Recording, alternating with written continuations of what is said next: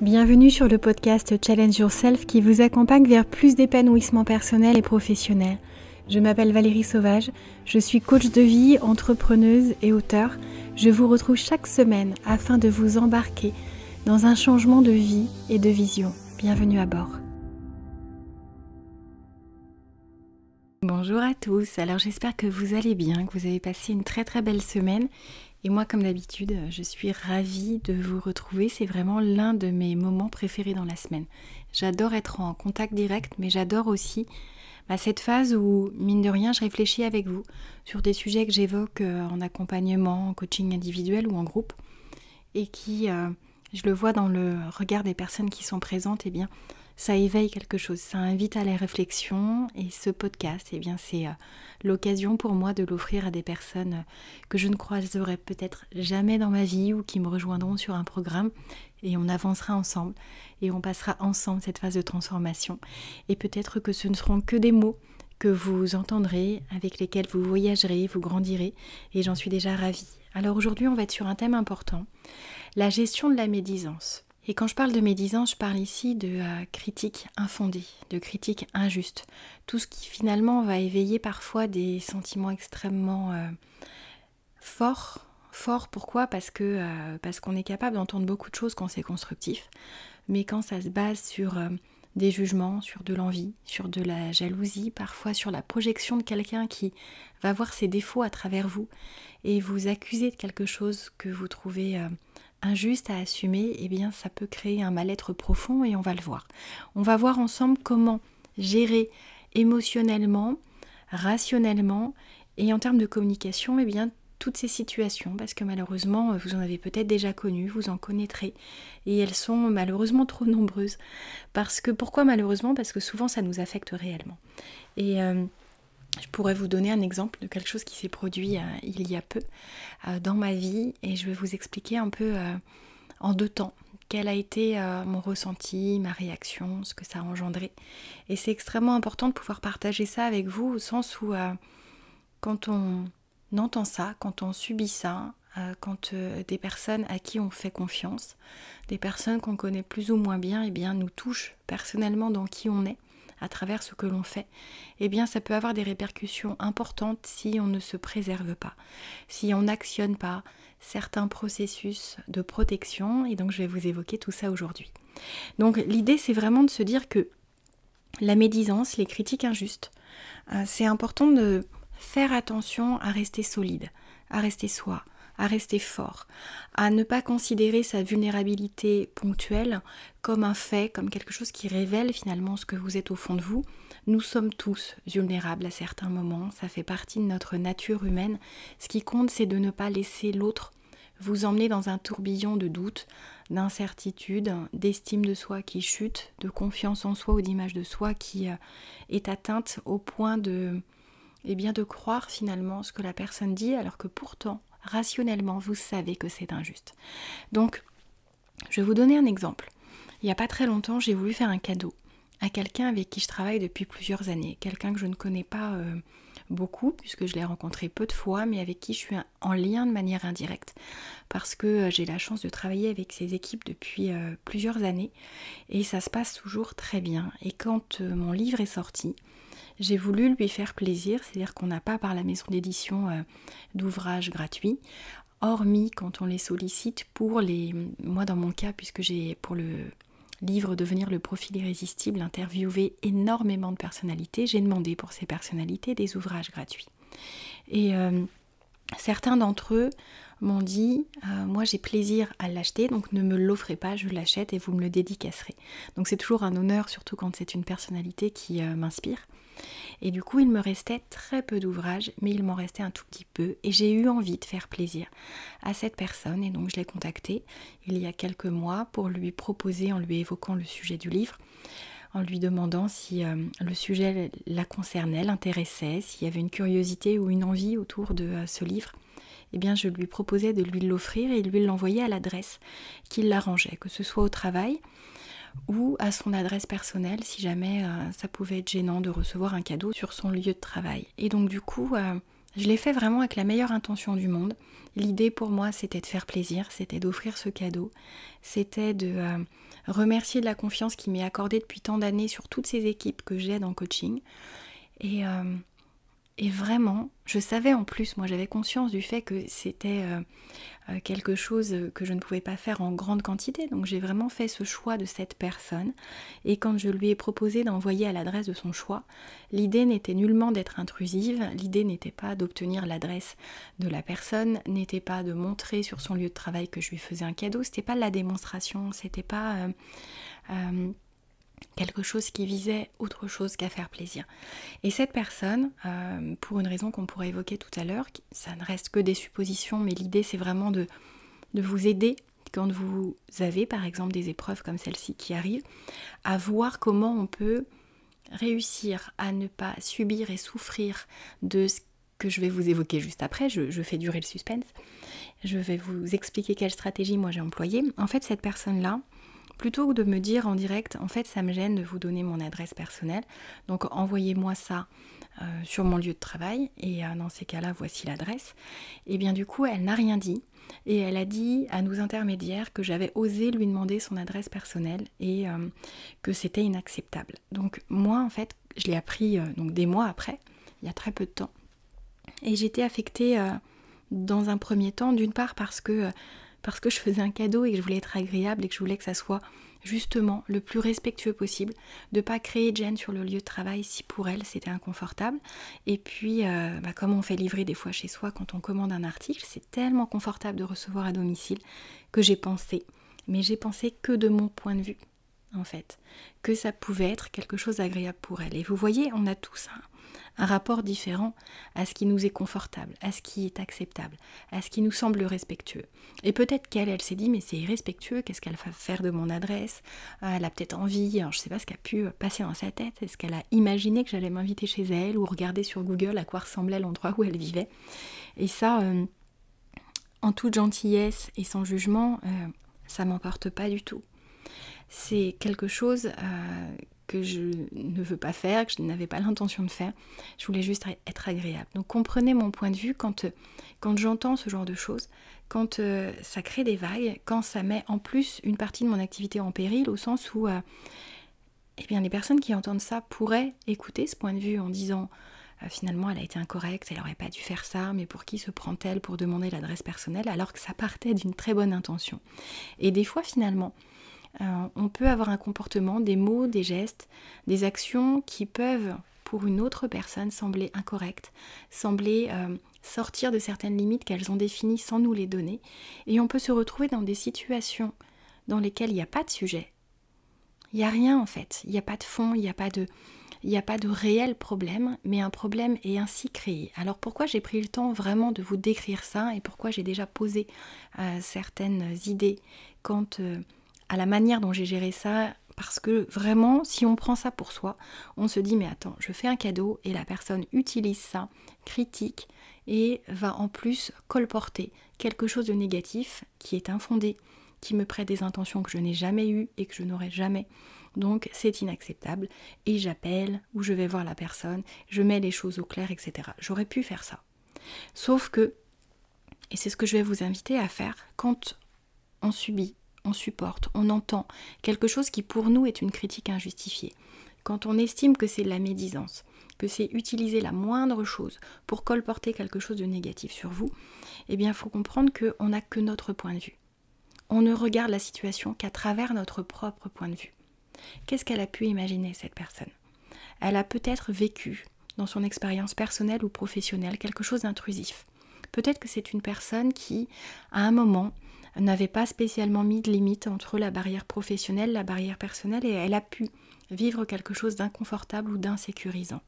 Et elle a pu décider, sans que je le sache, eh bien, de mettre des barrières, de créer une distance, de faire en sorte que personne ne sache exactement quelle est sa vie personnelle, où elle vit, qui elle est, Et en fait, c'était pas ce qui m'importait, moi. Je voulais juste lui faire un cadeau. Sauf que elle, ça a forcément éveillé quelque chose en elle. Il faut savoir que derrière une critique qui n'est pas constructive, derrière une critique que vous estimez injuste, en général, ça en dit beaucoup plus sur la personne qui émet cette critique que sur la personne qui en est la cible. Et c'est extrêmement important parce que en psychologie de la critique, il y a vraiment des gens qui critiquent ou qui médisent pour différentes raisons. Ça peut être effectivement de la jalousie, ça peut être une projection de ses propres manques, de ses propres croyances quant à son incapacité à développer telle ou telle compétence qu'on va projeter sur quelqu'un d'autre. Et donc là, on peut médire quant à l'aspect professionnel en fait. Ça peut être aussi un sentiment d'insécurité qui amène des personnes à critiquer ou à médire. Donc c'est très important de faire attention à vous, de faire attention aux impacts potentiels que ça peut avoir sur votre niveau de confiance, sur votre motivation, sur votre envie de continuer à rester dans cette relation, sur votre bien-être mental aussi, parce que je peux vous assurer que si j'avais pas fait certaines choses que je vais vous recommander là, j'aurais très bien pu, pendant plusieurs jours, peut-être quelques nuits, y penser et me dire mais c'est injuste, mais comment ça peut être tourné, mais comment elle a pu dire ça, comment elle a pu penser ça. Et au final, elle me connaît peu. Moi, je sais que j'ai zéro intention négative. Mais comment peut-elle le savoir? Comment peut-elle en être certaine? Je ne suis pas dans sa vie, je ne suis pas dans son espace mental. Et du coup, je ne peux pas savoir où elle en est à ce sujet-là. Donc c'est important quand vous gérez émotionnellement la critique, de faire très attention, d'une part de reconnaître vos émotions, d'apprendre à les gérer, mais aussi de voir ce qui a pu amener la personne à se comporter comme ça. Parce que clairement, elle me sollicite depuis 3 ou 4 ans, donc elle est satisfaite de mon travail. Plusieurs fois par an, elle m'envoie ses équipes. Donc, dans le fond, elle n'a pas d'intention négative à mon égard. Pourtant, là, il s'est passé quelque chose. De son côté, ça a éveillé quelque chose. Je vois bien que là, on n'est pas dans une critique constructive, elle ne me l'a pas adressée directement, donc moi ça m'affecte parce que je suis quelqu'un d'authentique, de profondément bienveillant. Je veille à faire en sorte que mes propos ou mes actes ne blessent personne, et pour autant ça peut arriver, ça a pu arriver, et ça arrivera peut-être encore, que maladroitement, sans me rendre compte de ce que je fais ou de ce que je dis, eh bien je puisse atteindre quelque chose. Je puisse réveiller une douleur profonde. Je puisse donc affecter quelqu'un sans le vouloir. Donc, comment je pourrais en vouloir à quelqu'un de le faire alors que moi-même, je ne peux pas garantir et me promettre de ne pas provoquer le même inconfort, la même réaction forte chez quelqu'un, alors que l'intention peut être bonne. Donc, c'est extrêmement important de faire attention à ça. C'est-à-dire qu'une critique, quand elle n'est pas constructive, et quand ça n'est pas des ragots qui volontairement visent à atteindre votre légitimité, votre crédibilité, votre situation personnelle ou professionnelle, quand c'est, je pense pour moi que c'est une maladresse de sa part, que c'est parce que j'ai éveillé quelque chose, c'est très important de faire très attention à la stratégie que vous mettez en place pour répondre à cette critique infondée qui vous semble injuste. Donc, la première des choses, c'est que moi je suis revenue à la valeur que je connais de mes intentions. C'est-à-dire que je le sais. Je n'ai pas de doute quant au fait d'avoir de bonnes ou de mauvaises intentions. Je n'ai pas de doute ou d'incertitude ou d'hésitation quant au fait de peut-être avoir voulu être curieuse et avoir voulu... Je le savais à 1000% que ça n'était pas ça. Donc ça ne vient pas me titiller sur ce terrain-là. Pas du tout. C'est venu juste m'interroger sur le fonctionnement du monde qui m'entoure. En me disant, je fais un cadeau, comment est-ce que ça peut être détourné? Comment est-ce que ça peut être mal interprété? Comment est-ce que ça peut potentiellement m'attirer des soucis, voire me faire rompre un contrat, alors que j'ai voulu faire un cadeau? Simplement, c'est juste un exemple, c'est ça aurait pu être autre chose.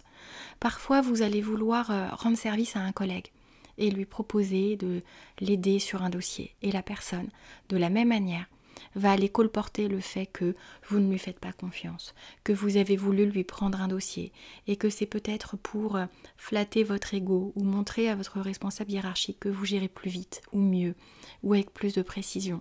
En fait, quand on veut faire quelque chose de positif, qu'on veut aller justement vers l'autre, qu'on veut lui offrir notre aide, qu'on veut servir son confort, son bien-être et que ça n'est pas compris, eh bien c'est juste ça, ça n'est pas compris. Tout le monde n'est pas en mesure d'accueillir votre bienveillance. Il y a des gens qui ne sont pas dans cet état d'esprit, premièrement, donc qui ont du mal à comprendre que d'autres le soient. Il y a aussi des gens qui se sentent tellement menacés que chaque geste, chaque pas en avant, eh bien, peut être interprété comme quelque chose qui vous propulse au-dessus de la personne que vous voulez aider. Est-ce que la personne à qui j'ai voulu offrir ce livre a pu se dire mais tiens, est-ce qu'elle cherche à m'écraser en montrant qu'elle avait écrit un livre? Moi, c'était pas ça, mais ça a pu lui traverser l'esprit. Est-ce que je peux lui en vouloir? Est-ce que je peux lui en vouloir de ne pas me connaître? Nous sommes les seuls à nous connaître vraiment, j'allais dire de fond en comble. Il y en a plein d'entre vous qui allaient me répondre mais en fait moi je ne me connais pas. Alors comment peut-on en vouloir à quelqu'un de ne pas réellement comprendre notre intention? Je ne l'ai pas formulée. Et même si j'avais formulé mon intention, elle aurait très bien pu être vigilante, méfiante, prudente et ne pas me croire à 100%. Donc dites-vous que la première des choses, c'est d'avoir ce changement de côté. Regardez quel autre point de vue peut être envisagé pour comprendre ce que la personne a pu mettre en place comme fonctionnement pour réagir ainsi. Et ça va vous aider à déplacer finalement l'inquiétude que vous pouvez nourrir quant aux conséquences, quant à la vision qu'elle a de vous. Ça traduit simplement les luttes auxquelles la personne face à vous est en train de faire face. Ses failles, ses vulnérabilités, ses doutes. Donc entretenez plutôt de la compassion à cet égard plutôt qu'une envie de répondre violemment. Parce que si la personne n'a pas pu accueillir votre cadeau, c'est que, ou votre geste, ou votre proposition d'aider, de contribuer, de rendre service, de servir, c'est parce qu'elle-même, il y a encore des choses à travailler et on a tous des choses à travailler. Donc c'est extrêmement important de ne pas partir dans une envie de vengeance. Moi, l'idée n'était pas de l'appeler en disant puisque c'est ça, je ne travaille plus pour vous. Aussi parce que je mesure l'impact d'un tel choix et que... alors, je pense pas qu'au côté financier, j'y pense, je suis quand même vigilante, mais je pense aussi au plaisir que j'ai d'accompagner tous ces managers, nouveaux managers ou managers qui sont déjà expérimentés, à qui je fais franchir des paliers en termes de communication, qui apprennent à gagner en confiance, à s'affirmer, à oser dire les choses. Donc vous voyez, je leur offre 3 jours de formation sur la communication bienveillante et quand j'offre quelque chose et qu'il y a des soucis derrière, eh bien c'est quelque chose qui m'affecte, mais en même temps, j'ai plus envie d'aider la personne qui a réagi comme ça que de l'affronter. À aucun moment j'aurais envie de l'affronter. Et c'est pas parce que je ne me respecte pas, parce que je n'en ai pas le cran. C'est pas du tout ça. C'est clairement, déjà, je fais le choix d'opter pour l'empathie et la compassion plutôt que la lutte. Et même si j'étais dans le cas d'une médisance avec une volonté, une intention réellement négative de me nuire, dans ces cas-là, je veillerai quand même à sélectionner mes batailles. Vraiment, j'irai sur cette réflexion-là de me demander à chaque fois, dans chaque situation, si la situation mérite une réponse ou s'il est préférable de laisser passer. Et là, je laisse passer. Parce que la personne ne s'est pas sentie de m'en parler directement. Elle continue de me faire travailler, donc elle, ça l'a affectée. Je trouve ça dommage en fait. Si je n'évoque pas la chose, c'est plus pour elle que je trouve ça dommage parce que j'aimerais que la relation puisse grandir, puisse gagner en rapport de confiance. Mais la personne en face de moi n'est peut-être pas dans cette optique-là. Elle peut chercher un maximum de distance et je respecte. Je respecte le besoin de chacun. Par contre, je pense que quand je la verrai, si je la revois physiquement, parce que c'est plutôt des rapports mail, eh bien j'essayerai avec douceur, bienveillance et compassion d'amener le sujet pour ramener un terrain de sécurité, pour vraiment réexpliquer quelles étaient mes intentions, et c'est ce que je vous recommande. C'est-à-dire que il y a des fois, quand vous faites face à de la médisance, quand c'est quelqu'un qui cherche à vous manipuler, qui cherche à vous nuire, qui peut faire beaucoup de mal à votre image, au niveau personnel ou professionnel, c'est important de savoir communiquer en vous faisant confiance et en étant suffisamment ferme. Mettez des barrières. Soyez assertif, sans être agressif. Ne rentrez pas dans quelque chose de violent. Ne rentrez pas non plus sur le même terrain de la médisance. Ne critiquez pas par derrière. Provoquez un échange. Clarifiez vos intentions. Faites une demande très claire à la personne en utilisant idéalement la communication non violente, en lui expliquant ce que ça a produit en vous. Quel est votre besoin en termes de relation, en termes de transparence, de respect, de rapport de confiance. Voyez en fait ce que c'est à les titiller chez vous en termes de besoins. Et puis formulez une demande claire. De veiller à ce que quand il y a des choses à dire, eh bien ça se passe entre vous, plutôt que de faire des tours et des tours comme ça, peut-être de votre cercle familial, amical ou professionnel. Soyez assertif et protégez-vous surtout. Faites attention à poser des limites fermes de ce que vous acceptez, de ce que vous refusez quand il s'agit de refuser, dites-le. Dites-le à la personne concernée, en y mettant les formes. C'est extrêmement important en fait. On a déjà évoqué la communication non violente, puisque moi c'est l'un des outils que j'utilise énormément, que j'aime beaucoup, parce qu'il permet de tout dire de la bonne manière. Ce qui fait qu'on ne braque pas, que la personne n'a pas envie d'éviter la discussion ou de fuir le sujet.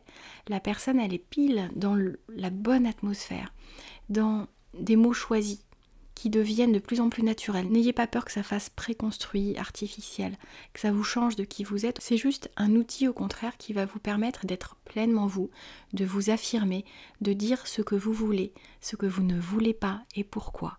Et ça, c'est extrêmement important. Parce que ne prenez surtout pas ça personnellement. La personne, ça peut être très maladroit. Vous avez pu être maladroit d'une quelconque manière et la personne maladroitement peut aller vers ce type de critique que vous trouvez injuste. Donc faites attention, comprenez que souvent, la personne, si elle réagit comme ça, c'est parce qu'elle est dans un mécanisme de défense.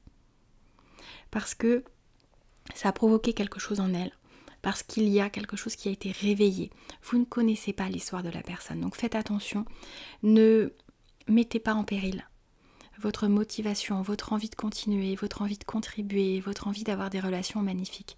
C'est pas possible avec tout le monde. Des fois, c'est pas possible du premier coup, c'est des fois en ayant comme ça, eh bien une situation qui ne se passe pas au mieux, que c'est l'occasion de mieux se découvrir et d'échanger en étant plus authentique. Et je vais vous faire justement un podcast sur l'authenticité, sur l'importance du fait de dire ce que l'on pense, de dire non, de dire oui authentiquement, parce que ça fait toute la différence dans la qualité des relations que vous pouvez entretenir. Et puis soyez dans la compassion. Dans la compassion à la fois à l'égard de la personne qui est face à vous. Une fois de plus, je vous le répète, quand ça n'est pas de la médisance qui vise consciemment à vous nuire, quand c'est plutôt de la maladresse. Et adoptez vraiment cette posture de compassion où sans savoir exactement ce qui a pu produire cela, dites-vous que si la personne elle réagit comme ça, c'est parce qu'il y a un socle, un fond, une étincelle en fait. Quelque chose qui a réveillé quelque chose de plus profond. Donc plus vous allez dans la compassion et tourner vers l'autre, moins vous serez tourné vers peut-être de la colère que vous pouvez nourrir à l'égard de cette personne ou de la tristesse. Vous allez sortir en fait de ce que ça réveille en vous et prenez du temps pour accepter, pour observer ces émotions qui viennent en vous parce que ça révèle énormément de choses, vous le savez. Mais faites attention à ce que ça ne vous atteigne pas sur qui vous êtes, ni sur ce que vous voulez faire et offrir. Que ce type d'expérience ne vous amène pas à résister, à devenir une autre personne que celle que vous êtes. Par exemple, moi, ça ne m'empêchera pas de continuer de vouloir faire plaisir, de continuer de vouloir faire des cadeaux quand je le peux, de continuer de rester sur la bienveillance. Parce qu'à aucun moment, et pour aucune personne, je ne ferai ce pas, je ne rentrerai dans cette démarche d'aller modifier qui je suis profondément. Parce que si jamais je me disais, bon bah ok, c'est terminé les cadeaux, dans ces cas-là, je donne le pouvoir à l'autre de modifier qui je suis, de modifier en fait ma partie émotionnelle avec laquelle j'accepte avec grand plaisir de fonctionner. C'est-à-dire que moi j'ai envie de faire plaisir. Quand je vous offre des podcasts, quand je vous offre des vidéos sur YouTube, quand je vous fais des posts sur Instagram alors que ça prend un temps fou, c'est vraiment parce que j'ai envie de multiples manières de vous apporter de la valeur, de vous toucher avec des mots, peut-être avec une citation, peut-être avec un exemple personnellement vécu, pour que vous viviez cette vie pleinement, pour que vous soyez vous-même, pour que vous acceptiez vos phases de vulnérabilité autant que vos phases de force, de fierté, d'accomplissement, parce qu'on est tout ça à la fois, parce que on a tous des luttes intérieures, on a tous des sources d'insatisfaction, de déception, et c'est pareil pour la personne en face. Alors on essaye tous de vivre ensemble comme on le peut, avec nos forces, avec nos failles, avec notre vulnérabilité, avec nos envies, comprises ou pas. Mais ce qui compte, c'est de réussir à rester fort, à rester soi, à rester authentique. Ne laissez jamais personne changer qui vous êtes. Alors j'espère que vous aurez aimé ce podcast. Et vous le savez, si vous voulez aller plus loin, vous allez pouvoir rejoindre mon programme. Un programme sur 6 mois qui va vous permettre de franchir toutes les étapes qui vous permettront d'être enfin vous-même. Ça va être 6 mois extrêmement transformateurs. Je vais vous offrir vraiment tout ce qui va vous permettre de faire de l'année 2024 une année dans laquelle vous allez vous accomplir personnellement et professionnellement. L'occasion de vous réaligner, c'est le nom de mon programme, réalignement personnel et professionnel. Et je vais vous accompagner sur tous ces effets leviers. On va reprendre tout ce qui va vous aider et même quand on a l'impression d'avoir suffisamment confiance, on peut aller encore plus en subtilité, en stabilité, en force, tout en dosant, tout en allant encore explorer un peu plus ses croyances limitantes, ses valeurs, ses forces, aller encore raffiner sa méthode de communication pour s'affirmer, pour aller vers ses rêves et ses objectifs. Et j'espère que vous allez être nombreux au rendez-vous parce que ça va être extrêmement enrichissant, extrêmement transformateur. Et ça va être vraiment une communauté bienveillante dans laquelle on va pouvoir tous se retrouver, tous partager et tous vivre une expérience absolument incroyable. Donc si ça vous intéresse, surtout on se retrouve sur le site de challengeyourself.fr parce que le nombre de places va être limité. Je veux vraiment des personnes motivées qui sont prêtes à vivre à 1000% leur vie, qui sentent que là, il y a encore des points de friction, vous avez peut-être déjà essayé de changer et il y a encore des points qui bloquent, où vous savez que vous pouvez aller encore plus haut et vous voulez vraiment vous réaligner. Vous voulez franchir une étape difficile qui prouve que il y a encore des vulnérabilités qui sont trop fortes et trop insécurisantes pour continuer ainsi. Eh bien, ce programme est fait pour vous. Et si vous allez déjà très bien et que vous voulez juste devenir plus fort, plus vous, plus aligné avec tout ce que vous avez envie d'accomplir au niveau personnel et professionnel, eh bien vous avez tout à fait votre place. C'est la première fois, c'est le premier podcast dans lequel je vous révèle enfin le contenu. En partie, c'est un teasing de ce que je vais vous offrir et vous allez voir, c'est quelque chose sur lequel j'ai énormément travaillé. Je vais vous apporter énormément de valeur. Vous allez avoir tout ce qu'il vous faut pour changer les facettes de votre vie que vous avez envie de changer. Alors si vous avez aimé ce podcast, surtout partagez-le, notez-le. Vous savez que sur la plateforme sur laquelle vous écoutez ce podcast, vous pouvez mettre un avis. Ça m'aide énormément, ça aidera énormément de personnes. Que vous preniez justement ces quelques secondes. Parce que l'algorithme fait que plus des personnes enregistrent ce podcast, le partagent, le notent, et plus la note est élevée, vous l'imaginez, plus il est proposé à de nouveaux auditeurs. Donc si vous aimez ce que je vous offre, eh bien c'est une manière aussi de l'offrir à d'autres personnes, de me faire un cadeau aussi en m'aidant à diffuser ce contenu. Je vous embrasse très très fort et je vous dis à très vite.